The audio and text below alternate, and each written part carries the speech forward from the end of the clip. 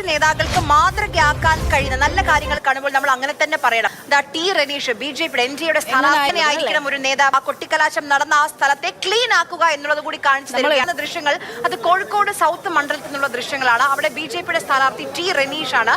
റനീഷിന്റെ കൊട്ടിക്കലാശം 6 മണിക്ക് അവസാനിച്ചു.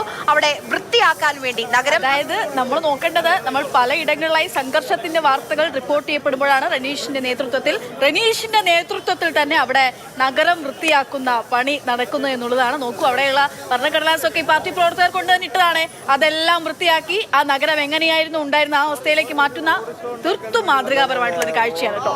അതായത് ഒരു വഴി കാണിച്ചു തരികയാണ്, ഒരു ഉദാഹരണം, ഒരു എക്സാമ്പിൾ സെറ്റ് ചെയ്യുകയാണ് ഇവിടെ ടി റനീഷ്.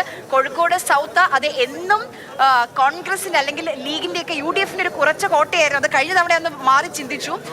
ഇത്തവണ ടി റനീഷ് അവിടെ വലിയ വെല്ലുവിളി രണ്ട് മുന്നണികൾക്കും, UDFനും CPM-നും ഇടതുപക്ഷത്തിനും ഉയർത്തുന്നുണ്ട്. ഈ വൃത്തിയാക്കൽ പരിപാടി മറ്റിടങ്ങളിലൊക്കെ UDF LDF പരസ്പരം കൊമ്പുകോർത്ത് പോരടിച്ചുകൊണ്ടിരിക്കുമ്പോൾ അവിടെ BJP പ്രവർത്തകർ ചേർന്ന് ആ നഗരം, കോഴിക്കോട് സൗത്ത്, അവിടെ അവരുടെ പ്രചാരണം നടത്തിയിട്ടുള്ള ഇടം വൃത്തിയാക്കുന്നു എന്നുള്ളതാണ് തീർത്തും ഉദാത്തമായിട്ടുള്ള ഒരു മാതൃക തന്നെയാണ്. മറ്റുള്ള ആളുകളും ഇത് മുന്നണി വ്യത്യാസമില്ലാതെ ഏറ്റെടുക്കേണ്ടുന്ന ഒരു കാര്യമാണെന്നുള്ളത് കൃത്യമായിട്ട് നമുക്ക് പറയാം. കോഴിക്കോട് സൗത്ത് മണ്ഡലത്തിന്റെ കൊട്ടിക്കലാശം അവസാനിച്ചത്, അതായത് റാലിയായി വിവിധ ഭാഗങ്ങളിൽ നിന്ന് 3 മുന്നണി സ്ഥാനാർത്ഥികളും പ്രവർത്തകരും എത്തി കലാശിച്ചത് പാളയത്താണ്. കോഴിക്കോട് നഗരത്തിന്റെ ഹൃദയഭാഗമാണ് പാളയം എന്ന് പറയുന്നത്. പിന്നീട് ഇവിടെ ആയിരക്കണക്കിന് പ്രവർത്തകർ ഒരുമിച്ച് നിന്ന് മുദ്രാവാക്യവും പാട്ടും ഡാൻസും ഒക്കെയായാണ് ഈ അവസാന നിമിഷ പ്രചാരണം നടത്തിയിരുന്നത്. അതിനുശേഷം മടങ്ങുന്നതിന് മുൻപെയാണ് BJP സ്ഥാനാർത്ഥി ടി റനീഷ് തന്നെ നേരിട്ട് ഇത് വൃത്തിയാക്കുന്നതിന് നേതൃത്വം നൽകുകയും ചെയ്തിട്ടുള്ളത്. പരമാവധി കടലാസുകൾ BJP പ്രവർത്തകർ തന്നെ അത് അടിച്ചുവാരി ചാക്കിലിട്ട് കൊണ്ടുപോവുകയും ചെയ്തിട്ടുണ്ട്.